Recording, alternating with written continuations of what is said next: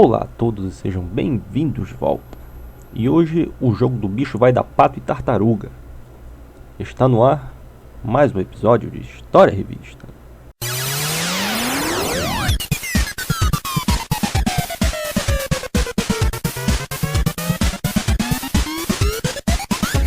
Ação Games 12, abril de 1992. Finalmente chegou a nova aventura das tartarugas. E para compensar que eles são 4, o Pato Donald aparece no Mega Drive, Master System e Game Gear. E todos foram jogos que marcaram época. Vamos direto para as notícias com uma bombástica. Sega tem nova arma contra a pirataria. Olha aí essa conversa de novo. Até o momento o Mega Drive era vendido com Altered Beast de brinde. Só que agora ele vem com o Sonic e um chip de proteção que também passou a funcionar como trava de região. Com o adicional de que ele ia bloquear também o Mega CD e os seus jogos. Essa medida passou a ser comum quando os jogadores perceberam que dava para importar as coisas direto do Japão.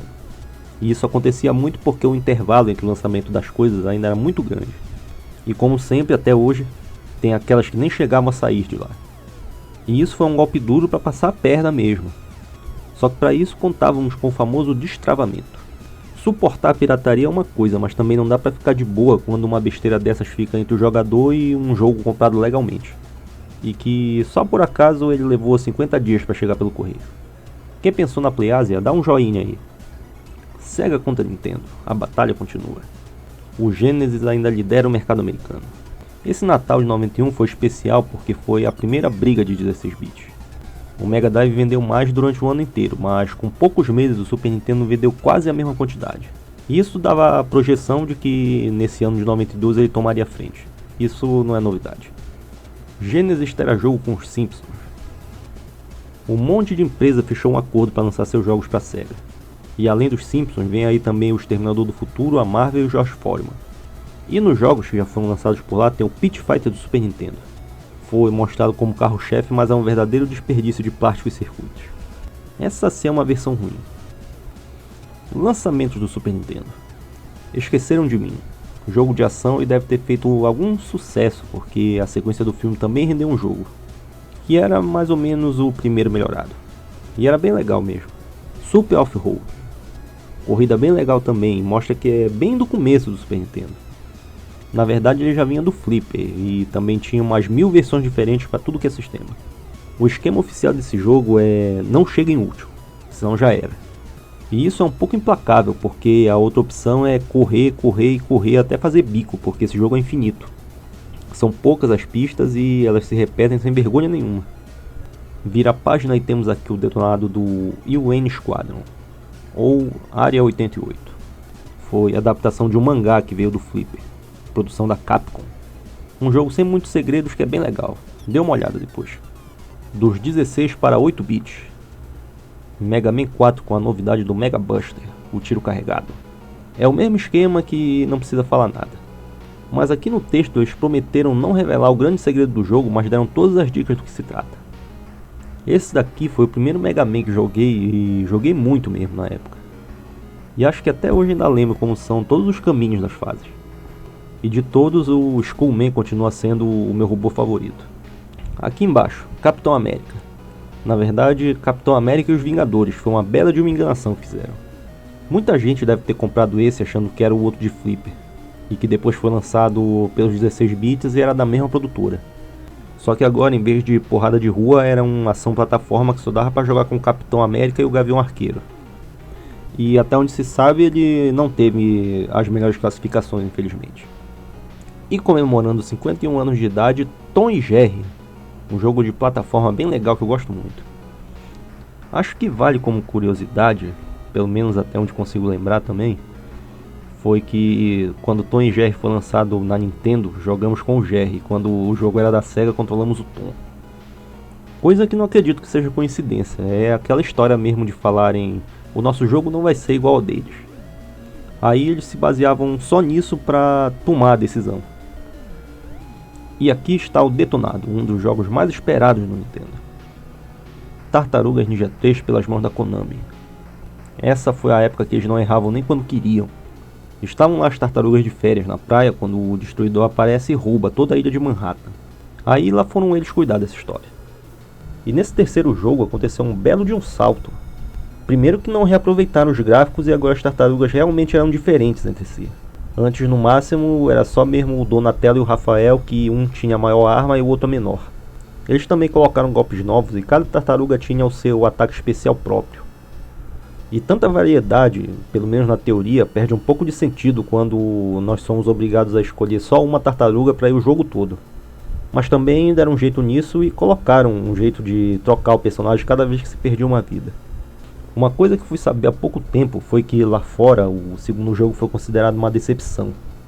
Então eles meio que tiveram um bom motivo para trabalharem tanto a mais nessa versão. É a voz do povo sendo ouvida, embora a parte da decepção com o jogo discorde em todos os sentidos. É a voz do povo sendo ouvida, mas eu não concordo que o segundo jogo foi decepcionante. Teve lá suas perdas em relação ao Flipper, mas ainda era bom. Não teve motivo para isso. Só que falaremos mais quando chegarmos na segunda parte desse episódio. Seguindo aqui tem o Game Boy, o clássico de navezinha que voltou para mais uma rodada, agora em preto e branco. É o tipo de jogo que é perfeito para entrar no portátil. Junto dele tem o Faceball 2000, que é difícil de acreditar, mas foi de tiro em primeira pessoa. É isso mesmo, pode olhar. Não é do tipo de passar de fase ou de missões. Era exclusivo de disputas de multiplayer em arenas que eram o computador ou então outros jogadores via cabo link. Parece um 3D bem rudimentar, mas funciona. E um tempo depois fizeram também uma versão para o Super Nintendo que tinha jogo em tela dividida. E até o Game Gear teve o seu. Faceball é uma versão melhorada de Mid Maze, que vinha dos computadores com o mesmo esquema. Uma arena de deathmatch para até 16 jogadores foi lançado em 1987. Mas quem inventou o conceito do tiro em primeira pessoa pode ter sido o jogo Spacing ou Maze War. Ambos de, agora sim, acredite se puder, 1974. Sendo que Maze War foi também o inventor do conceito de avatar, multiplayer, mapa, editor de níveis, chat online e várias outras coisas que são comuns hoje em dia. Tudo isso rodando no computador da Xerox. Essa é a hora que, mais interessante do que perguntar para onde vai a tecnologia, é descobrir de onde ela veio. E é incrível mesmo, foi o tempo que o Pelé tinha acabado de se aposentar e já existia jogo de tiro em primeira pessoa. I quit soccer to play Atari. E agora o Mega Drive. Os lançamentos prometidos há 2 episódios. O primeiro é o OutRun, que chegou atrasado e pelo menos ficou bom, as perdas gráficas não foram lá grande coisa. A parte boa foi que as músicas continuaram excelentes. Joe Montana Football, que assustou o mundo com a sua narração dos jogos. Rolling Thunder 2, vindo do Flipper, e depois que o primeiro fez um sucesso pelo Nintendo também. Agora dava para ir 2 jogadores ao mesmo tempo, e não alternando como era antes. Lá na época pensei que esse fosse um jogo de ação tradicional, e não que fosse focalizado em memorizar padrões, do tipo avançar, atirar, abaixa, anda, sobe, desce. E o problema é que a partir da 4ª fase o esquema é esse e não tem jeito. E por último tem o Mystical Fighter, também conhecido como Kabuki. Os jogadores têm só 2 tipos de ataques normais e tem também o especial que mata todo mundo na tela. Mas de algum jeito isso foi o bastante para fazer um jogo extremamente divertido, altamente recomendado. E aqui tem o detonado. Quackshot, aventura com a primeira aparição de hoje do Pato Donald. Ele achou o mapa de um tesouro perdido lá na biblioteca do Tio Patinhas. Aí ele pegou os sobrinhos e sua arma de desentupidor de pia e foi atrás. A aventura é por cenários bem variados e conforme passa de fase o desentupidor recebe melhoras. E esse jogo tem vida longa porque depois pode voltar lá na primeira fase para acessar áreas novas. É um bom jogo e uma boa aventura, só que é bem fácil de ser zerado. Mas não é o bastante. Na página seguinte achamos o Pato Donald novamente no Master System, com o Luke Dime Capper. Nesse aqui a maga patológica conseguiu roubar a moedinha número 1 do Tio Patinhas e sequestrou os sobrinhos. E lá foi o Donald ao resgate usando a sua marreta e o seu disco. É um jogo bem legal e que teve sua versão do Game Gear lançada ao mesmo tempo. É o mesmo esquema, mas numa telinha menor, como sempre. E junto desse tem outro clássico que corre o risco de ficar esquecido. Fantasy Zone, que pelo menos já teve seu remake do PlayStation 2. Aí chegamos aqui no PC e vemos um sucesso cult. As armas secretas da Luftwaffe, simulador aéreo da Segunda Guerra Mundial colocado entre os melhores até hoje. O seu nível de simulação é do tipo que acompanha um manual de instruções de mais de 200 páginas. Aí o jogador tem à disposição centenas de ângulos de visão para não perder nenhum momento nas batalhas. E logo depois tem o Golden Axe, que é mais perto da versão do Flipper que a do Mega Drive. Só que não ficou tão boa quanto nenhuma das duas. E com essa, fechamos a parte 1. Mas já vamos correndo na mesma hora para a parte 2, depois do intervalo comercial. Hoje vou ao banco. Oba! Na hora do almoço, né? Que tem mais gente. Gosto de pegar a fila maior. Escolho aquela cheia de office boy com pilhas de faturas, duplicatas, carnês. Que beleza!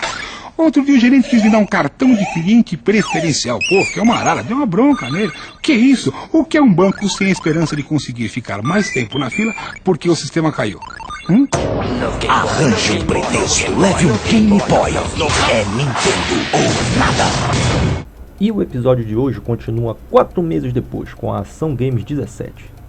E temos agora Tartarugas Ninja 4 e uma explosão de movimentos no Super Nintendo. E mais Chuck Rock, Indiana Jones e o Exterminador do Futuro nesse fundo rosa que faz parecer que também falaram do GTA Vice City. Nesse mês, ou melhor, nessa quinzena, não teve nenhuma notícia. Eles colocaram só o resultado do primeiro campeonato brasileiro de videogame, em que eles foram os patrocinadores junto com o Nescau. Aqui estão os vencedores. E se você for um deles e está vendo o nosso programa agora, levante a mão e dê um joinha. Conte aí a sua história. E já chegamos direto na versão do Mega Drive do primeiro Exterminador do Futuro. Um jogo de ação só com 4 fases, mas que era bem difícil, mas do tipo bom, do tipo desafiador. A primeira fase no futuro é bizarra porque só jogando no nível fácil é que aparece uma metralhadora. Nos outros modos é jogando bomba na mão mesmo. A partir da segunda, que é no passado, o Kyle Reese, que nós controlamos, parece que fica machucado e anda o tempo todo se escondendo. Só que nessa hora tá todo mundo vindo pra cima dele. E como resultado inesperado disso, o jogo funciona muito bem se a gente tentar evitar o combate o tempo todo. Depois, quando fizeram a versão do Sega CD, usaram esse mesmo jogo como base e melhoraram tudo. Virou um verdadeiro jogo de ação muito melhor, especialmente pela parte da trilha sonora. E depois veio o Chuck Rock, um nome muito falado nessa época e que tentou virar mascote. O personagem é carismático, mas o jogo nunca foi nada demais, é uma ação plataforma bem normal. Foi produzido pela mesma Virgin que fez o Exterminador do Futuro que acabamos de ver e que teve aquela equipe de Fórmula 1. E deve ter sido algum tipo de aposta que também lançaram esse jogo para vários sistemas e depois teve uma continuação que se chamava O Filho do Chuck. É esse o nome mesmo. E depois ambos apareceram uma vez mais num jogo de corrida do Sega CD e parou por aí. Nunca mais soube falar de Chuck Rock. Splatterhouse 2, que era porrada de rua e terror, e muito violento. Nas imagens paradas parece que é um jogo muito melhor do que realmente é. Esse daqui é um tanto truncado na movimentação, mas é um bom jogo. E aqui do lado a versão Sega do Test Drive 2, que foi um dos primeiros jogos que vi que salvava as pontuações e os tempos. E o mais incrível é que a bateria só fazia isso, não era para guardar o progresso do jogo. E agora o Super Nintendo. Este recebeu o Super Battle Tank, simulador bem no meio da Guerra do Golfo. E que é mais uma enganação. Fizeram toda essa matéria para falar de coisas técnicas do tanque real, mas não falaram nada do jogo. E nem como ele é uma porcaria muito da mal feita. Os simuladores desse tempo eram quase a tela toda ocupada com os marcadores, como se fosse o painel do veículo dirigido, e por volta de 20% era o jogo passando mesmo. Os super gráficos 3D realistas que falaram era nesse espacinho só. E depois ainda tiveram cara de pau para falar que a jogabilidade era ruim ou lenta ou super complicada porque era uma simulação. Era desse jeito que funcionava na vida real. E olha que esse aqui conseguiu enganar uma boa quantidade de pessoas porque conseguiu uma continuação um tempo depois. Vamos sair de um jogo ruim para um bom. Na verdade, um clássico de todas as épocas. Tartarugas Ninja 4, Turtles in Time. Esse daqui veio direto do Flipper para o Super Nintendo. Uma conversão perfeita. Foi lançado em 91 no Flipper e em 92 no Super Nintendo. Poucos meses depois do terceiro que vimos hoje mais cedo. Novamente as 4 tartarugas se mostraram ainda mais diferentes em relação ao 3. E isso podemos ver aqui nessa tabela que não é só de enfeite. Realmente tinha agora uma diferença de força, de velocidade e de todo o resto entre cada uma. E essa explosão de movimento está aqui graças à combinação simples de pulo e ataque e o novo movimento de corrida. Usaram e abusaram dos gráficos para fazer golpes diferentes e que funcionavam muito bem. Se o jogador dominasse todos esses movimentos, com certeza ele teria uma experiência melhor do que qualquer outro. Tem também esses arremessos, que um deles é o golpe de jogar na tela que fez o jogo famoso. E temos que tirar o chapéu porque ele foi usado de forma genial naquela fase nova do Super Nintendo, o Tecnódromo. É aquela que o destruidor fica aqui na frente da tela e a gente joga os inimigos para bater nele. Com gráficos animais, trilha sonora animal, é um verdadeiro clássico. Obrigatório para todo mundo. E nesse mesmo ano eles lançaram a versão do Mega Drive, que era basicamente esse mesmo jogo, mas trocaram a ordem das coisas. Também mudaram o nome e as 10 fases viraram 5 que demoravam demais para passar. E como o Mega Drive também é mais fraco para fazer isso, eles tiraram o arremesso na tela. Anos depois, esse foi relançado como um bônus escondido em algum daqueles jogos em 3D da nova série das Tartarugas. Saiu no PlayStation 2, no Cube e no Xbox. E na geração atual tem um remake em 3D que pode ser comprado e baixado. Mas a verdade é que o melhor é jogar esse original. Mais lançamentos. Krusty Super Fun House. Mais um dos Simpsons que agora começavam a apostar em derivados. Agora o protagonista foi o palhaço Krusty, que a sua casa maluca foi invadida por ratos. Cada fase é um grande puzzle em que a resolução correta leva os ratos para a máquina exterminadora, que geralmente está totalmente lá do outro lado da fase. E era preciso montar um esquema de blocos, escadas e ventiladores para que eles chegassem lá. É uma ideia bem comum e que tem vida longa, porque nas fases mais avançadas é preciso jogar várias vezes para descobrir a resposta. Mas o problema é que essa parte do processo não era tão divertida quanto parece. Foi uma boa ideia, mas desperdiçada. E temos que atentar que essa imagem do Krusty aqui, com esse quadro das passwords, foi mostrado mais vezes do que as fotos do próprio jogo. E por último, Magic Sword, um jogo de ação da Capcom que veio do Flipper e era muito bacana. Recentemente ele foi lançado na geração atual para download. Vale muito a pena ser redescoberto. Nintendo, O Exterminador do Futuro 2, feito pela malfadada LJN. Olha só, de novo eles. Acho que esse detalhe meio que já falou tudo sobre esse jogo. Esse daqui foi o de ação que não tem relação nenhuma com aquele outro de pistola que só foram lançar depois. Mas até lá o estrago já estava feito. E o Game Boy aqui recebeu a sua versão do jogo Soldado Universal. E que precisamos deixar bem claro que esse jogo foi a verdadeira definição de falta de vergonha na cara. A única coisa que fizeram aqui, e em todas as versões, como vamos mostrar aqui na comparação, foi pegar o primeiro Turrican e mudar os gráficos para colocar o Van Damme e o Dolph Lundgren. E também tem umas 3 fases com cenários do filme e nada mais do que isso. E olha que é uma coisa que salta aos olhos, porque o Turrican é um jogo futurista e nada nele combina com o tema do filme. E não fizeram questão de esconder nada, porque nessa época o Turrican era um tanto obscuro ainda. Ele era muito conhecido entre a galera que jogava nos computadores, mas para quem jogava em console só tinha mesmo aquele do Mega Drive. Então os produtores falaram que era um jogo que ninguém conhecia e que podia ser relançado agora com o nome do filme de sucesso. Isso é sinônimo de lucro, mas não de qualidade. Essa patifaria só foi descoberta anos depois. E o resultado final é que na internet esse jogo virou piada. Mas na verdade quem saiu perdendo no meio disso tudo foi o Turrican. Chegamos ao PC e tem outro clássico dos mais conhecidos: Indiana Jones e o Destino de Atlântida, da recém-partida LucasArts. Esse foi mais um dos seus clássicos point and click da mais alta qualidade. E nem tem muito o que falar, só mesmo que esse tipo de jogo merece todo o respeito de jogadores de qualquer época. Esse detonado aqui durou muitas edições e mesmo sem ter jogado na época, deu para acompanhar do que se tratava o jogo. E também deu para ver um certo alívio da parte deles quando escreveram o texto do último capítulo. Esse é o final do jogo, e essa é a marca de um jogo da LucasArts. Quando o jogo é bom não tem conversa. No Flipper tem mais 2 lançamentos. Mais uma vez, o Exterminador do Futuro 2 com o seu Pinball, que é um jogo muito bom. Quando vi esse aqui lá no Flipper, achei muito legal como tinha várias falas do Schwarzenegger para várias coisas do jogo. E aí, na época do terceiro filme, falaram que ele processou a galera que fez esse Pinball aqui. E isso aconteceu justamente no dia que foram falar com o Schwarzenegger se ele queria participar do terceiro jogo, assim como ele participou do segundo. Mas aí ele falou que não participou do segundo. Que simplesmente pegaram as falas dele do filme e colocaram lá sem pedir licença. Eles devem ter se acertado de qualquer jeito, porque eles acabaram lançando o Pinball do terceiro filme com a sua voz e todo o resto. E o outro lançamento está aqui do lado. É o Capitão América e os Vingadores com o Capitão, Gavião Arqueiro, Visão e o Homem de Ferro. para até 4 jogadores ao mesmo tempo. O texto desse jogo é horrível. As falas dos personagens é uma coisa horrenda e mal gravada, que virou piada já nessa época. Só que até hoje, eu ainda considero que esse aqui tem as melhores músicas que combinam totalmente com o clima de herói lutando para salvar o mundo. Esse é um jogo bem legal.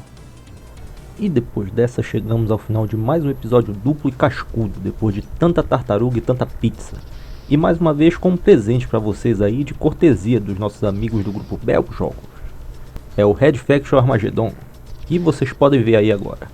É a versão do Steam que funciona do mesmo jeito que nas outras promoções. Responda lá na página do Facebook deles a pergunta do dia. Que não é bem uma pergunta, mas um teste de observação. Diga qual foi o outro jogo da Konami que apareceu aqui hoje sem ser, claro, as Tartarugas Ninja. O primeiro a acertar leva o código. Agora você dá um joinha pra cima, assina o canal e segue no Twitter e no blog. Os links estão aí. Você pode copiá-los e mandar pra toda a galera também. E deixa um comentário que agradecemos muito. Essas foram as edições 12 e 17 de abril e agosto de 1992. Ação Games. Obrigado por nos sintonizarem novamente. Um abraço a todos e até a próxima.